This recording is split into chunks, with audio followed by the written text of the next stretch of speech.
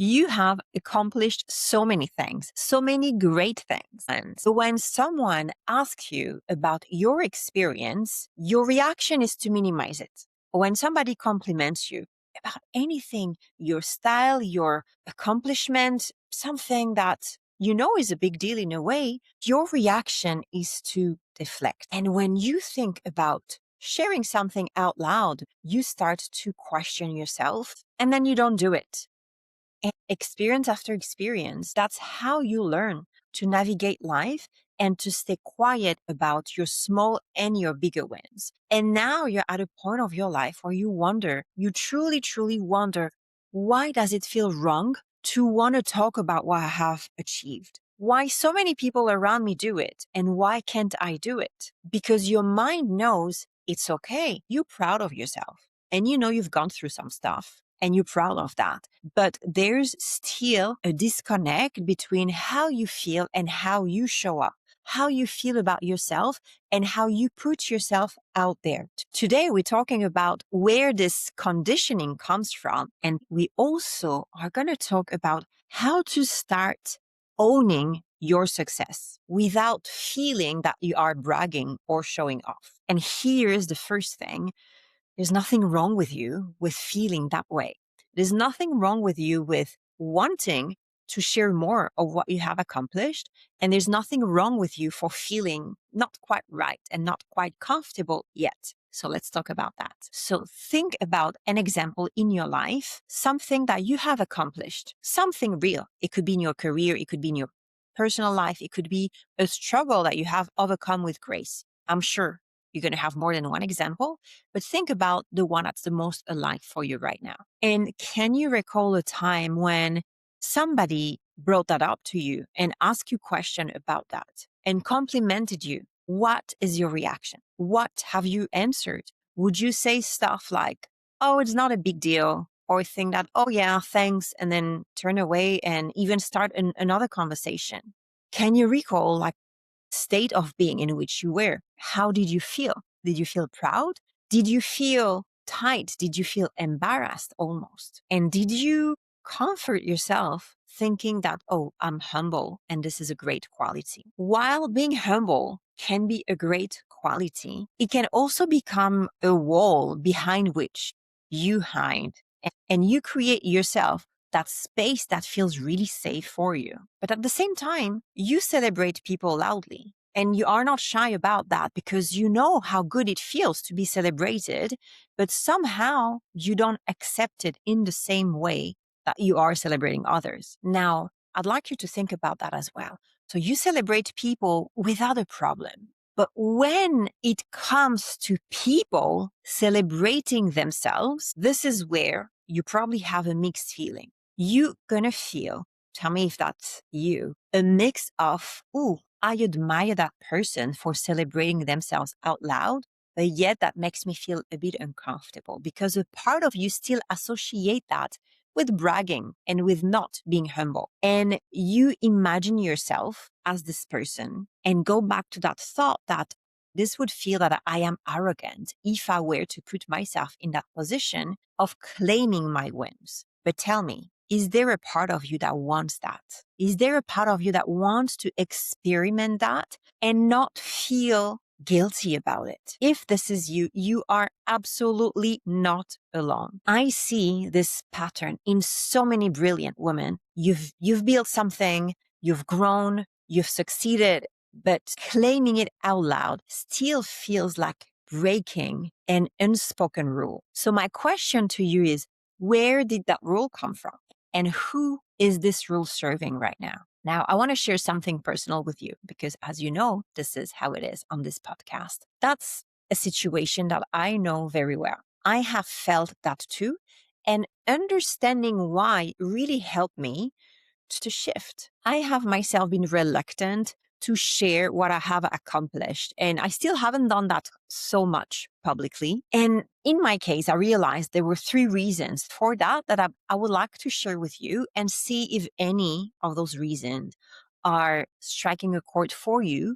And if it is that it's very different for you, I will ask you to take a bit of distance here and think about what are the reasons in your life. The reason number one has to do with your culture and what you have inherited from the culture that you grew up in. Each culture has a set of unspoken and spoken rules about success. I personally grew up in France. And while French people, we have a reputation for so many different things, one of the things that we are known for is to not talk about success. Actually, not being successful is what I have noticed is kind of creating tightness in between people. A bit like as if we are not successful together, we understand each other and we share that same struggle. So it's a bit of a trauma bonding, like we bond on the fact that we are not successful. And of course, we do complain. We complain about that together and we criticize those who are successful because it's easier. It's easier to look at those who have succeeded and think, hey, if that person succeeded, they must have done something shady because we're honest people. So honest people don't succeed. Honest people struggle and work hard. And this is how life is. But when you are successful, you are either the son or the daughter of someone, or you slept with someone, or you did something illegal to get to that success. Therefore, you detach yourself from success and you find this comfort almost in not being successful. So for me, I grew up with that idea, even if it was subconscious, that being successful is something shady or something to be ashamed about, because if you speak about that, you're going to be shamed and criticized. Is that something that's part of your culture as well? I'm really curious to know. And if it didn't come from your specific country or culture, it could have come from your family. Think about your parents or the adults in your life as you were growing up. Were they successful? Would they talk about that? Were they not? What were the conversations at home about success, about humility? Maybe it could be that you learned that good people don't brag.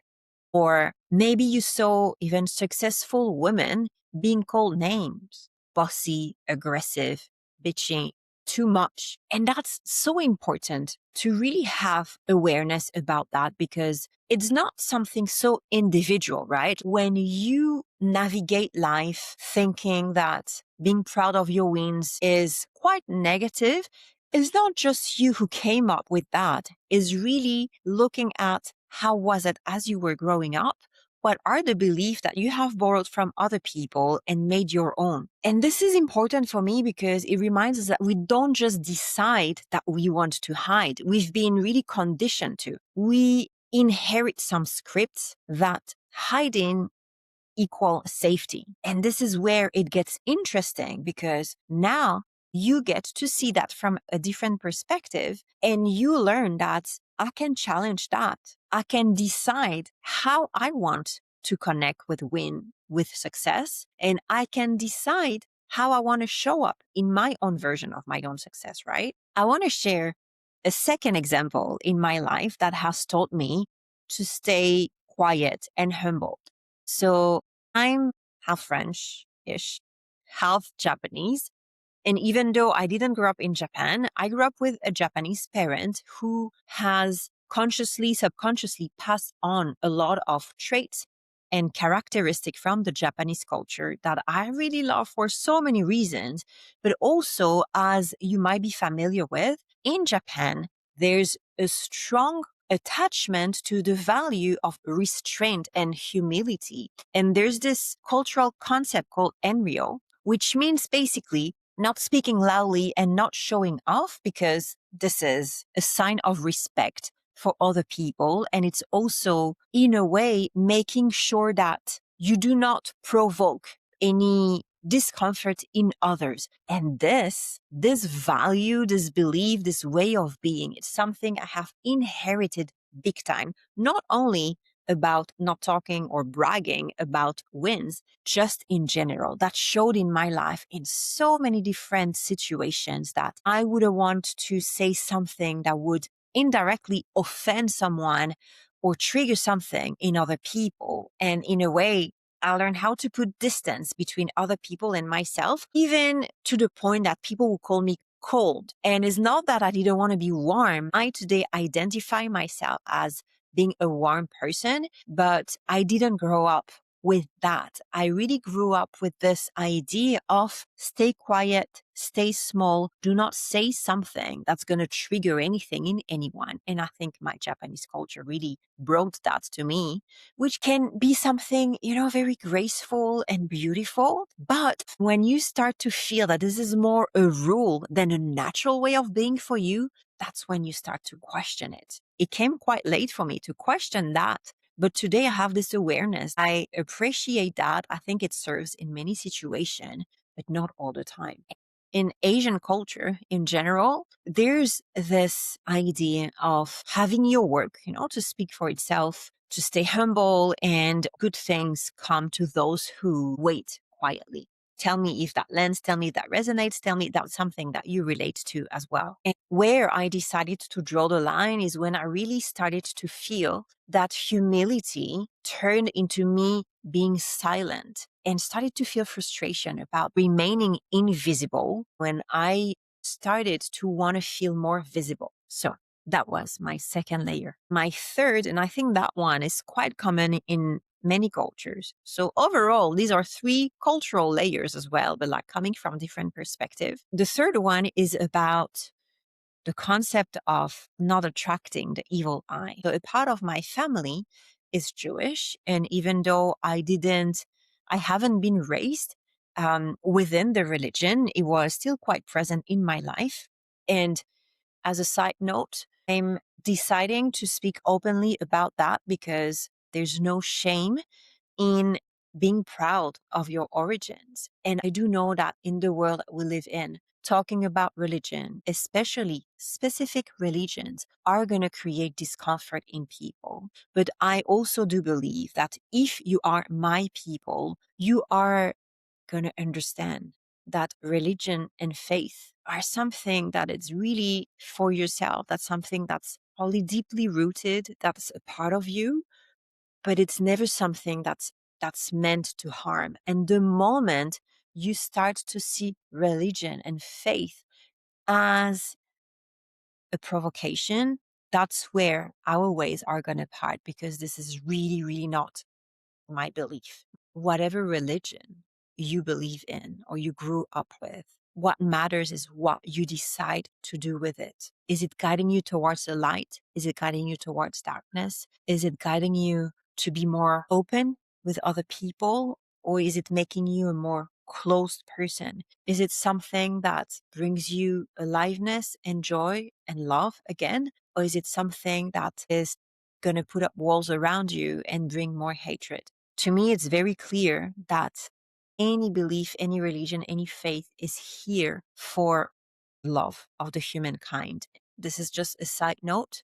I hope that if you are my people, this is also how you see that.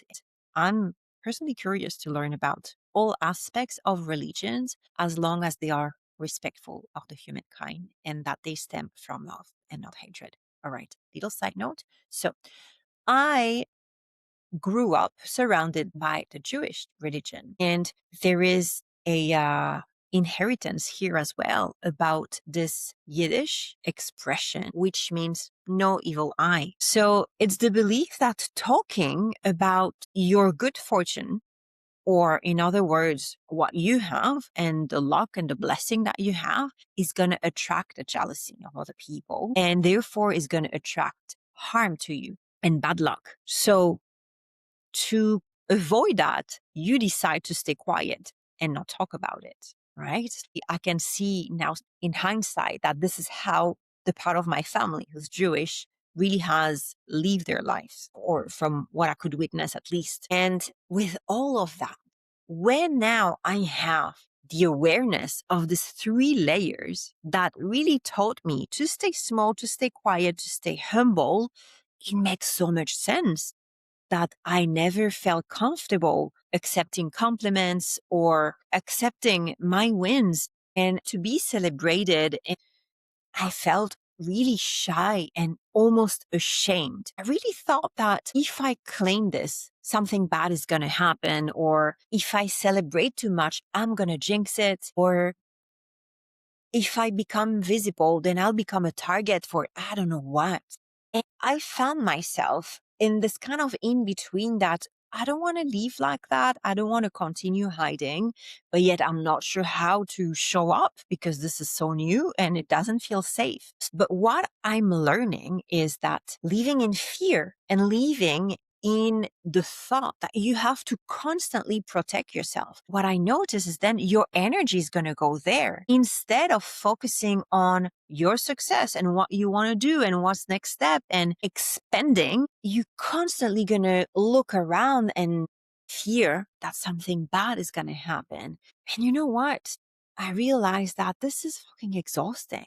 I don't want to live in that fear. I don't want to live pulling myself down. I don't want to continue hiding. I don't want to continue minimizing what I have done.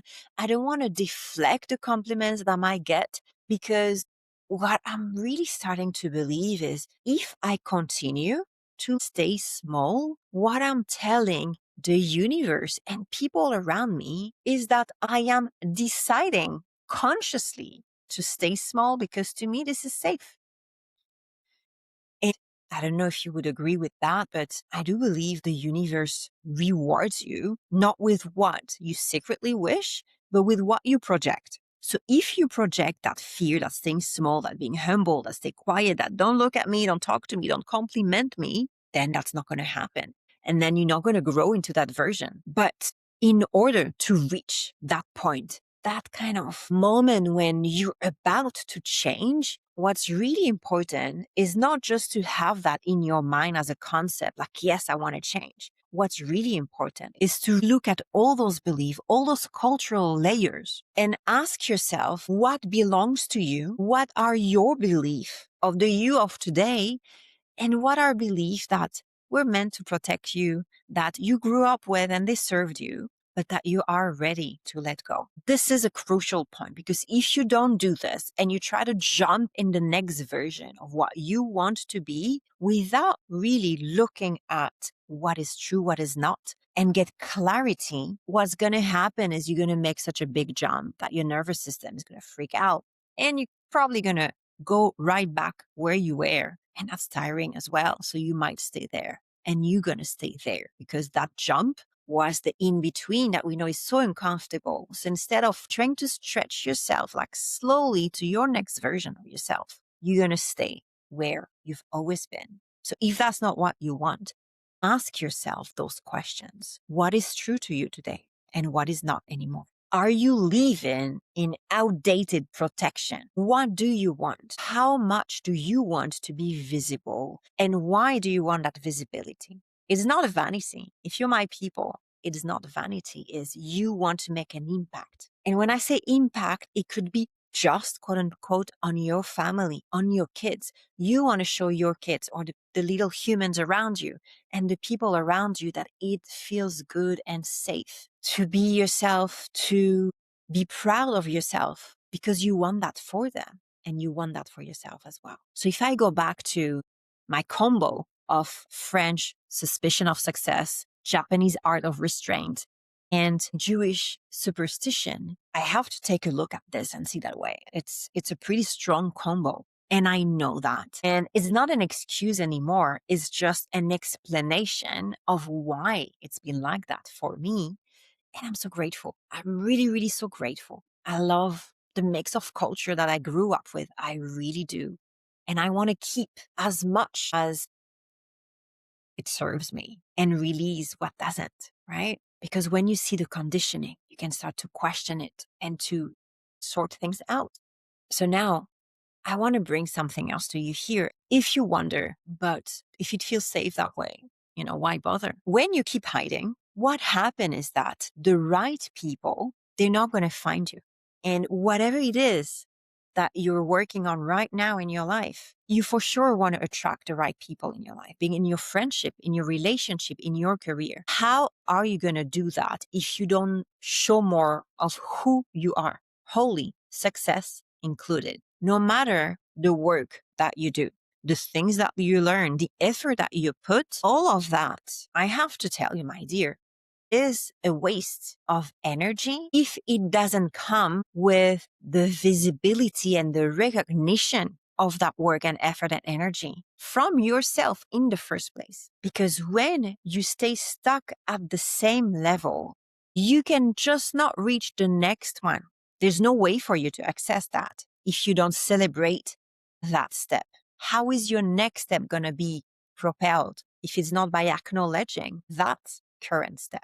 Right? Another thing is you see other people, you watch them, you see how they elevate themselves. And that question I had for you at the beginning, which was, how do you feel when you see that? Yes, there's a part of admiration. There's a part of awkwardness and discomfort. And if we were to be very, very, very honest with ourselves, there's a part of jealousy. Not jealous of what they do, because you have your own stuff going on, but a bit of jealousy, as in, how are they fully expressing themselves, fully expressing their wins without that layer of guilt? I want that. So, my dear, let me tell you that that jealousy that you're feeling is not a bad thing. It is the proof that this is something that you want, that you see in others, and that you want for yourself. Embrace that. Don't take it as, oh, it's a bad trait, I'm a jealous person. It's a great indicator that, first of all, it exists. Second of all, if they can, you can as well. Because you've seen it many times that people with less qualities, less experience, less talent than you access the level of success that you are meant for. They're not better than you. They just go for it. And if that makes you feel resentful and invisible, that's another clue. You're resentful because you know you can get it, but you're not. You are the one blocking your own way towards that visibility.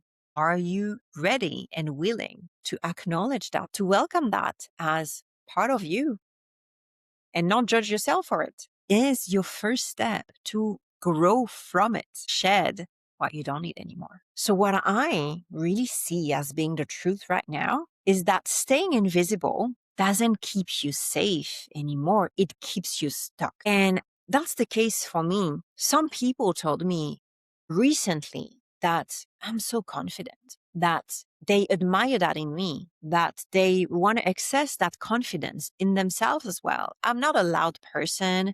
I'm not someone who needs to take up a lot of space.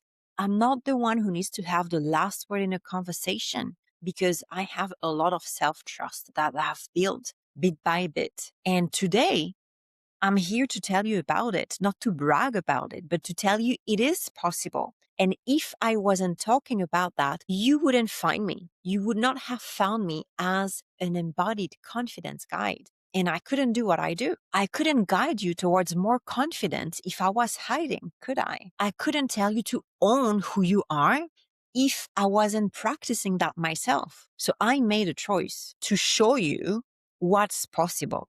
Not to brag, not to perform, but to show you it is possible. So all I want you to ask yourself today, after all of that, but the one deep question is, what would be possible if you let yourself be seen?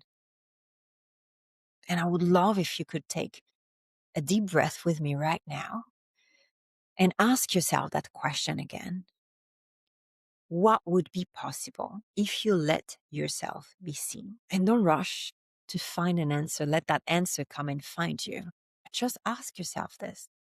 This is the beginning, my dear. And if you want to go a little step further, I'd like to offer you a few more reflections for today. As much as I have identified 3 layers in my own upbringing, these 3 layers of conditioning that kind of stop me from showing up. Think about your own situation, write them down, or think about that. Just create that awareness with as much love and kindness for that, because it's part of who you are. We're not judging, we're understanding, we're analyzing, and that's very different. Connect with what did your family, your culture teach you? What did you learn about women claiming their success? What are you afraid that will happen if you were more visible. Once you see that script and that story, you can decide to write the next chapter, right? My old belief was sharing my success is bragging, and that's not okay. My new belief is sharing my success is sharing to others what's possible. And if you decide to do that, you're not performing, you're not showing off, you're not bragging, you're giving permission, because all those people that you see who are doing just that, they are giving you the permission to do it too. They light the path and you light the path for others as well, your kids included. So if that feels true to you, you could practice that sentence and say, I'm not bragging, I'm claiming what I have built, and I am allowed to be proud of it. And just test how it feels for you to practice. Or perhaps when somebody compliments you next about anything, just say thank you and stop there. Try not to deflect it or minimize it. Just say thank you and see how that feels. Maybe it's going to feel uncomfortable, but that's okay. Growth is not comfortable all the time, right? So just try to practice that. Visibility or acceptance, anything is practice. It's like a muscle that you need to train and build from there. And remember, when you're in doubt, ask yourself, who am I serving when I stay small? And it's always a great way to connect with your mission. I don't know what it is that you do, but if you do have a mission to inspire others, at whatever level that might be, remember that you showing up and not hiding is how you can lead the way, is how you can make a difference. So I hope that as you go, you'll find more and more things that you are proud of and that you'll start to feel comfortable talking about that and just say, hey, I did that and I'm proud of it, and feel how that lands in your body. So for today, I'd like to finish with saying that you have done incredible things that I have no doubt, and you do not own anyone to stay small about that. I know that the conditioning is real, but so is what you have built. So today you have the choice. Which one do you want to connect with? Because the people who need you, they're looking for you. They can't find you if you're hiding. So remember, you are allowed to feel and to be proud of your wins. You're allowed to be visible and you're allowed to be proud. Not because you're perfect, not because you have arrived, but because you've done the work, because you have grown, because you have accomplished stuff. And that matters. Claim your space, own your work, own your worth, and let yourself be seen. You've earned it. Thanks for listening, and I'll talk to you very soon.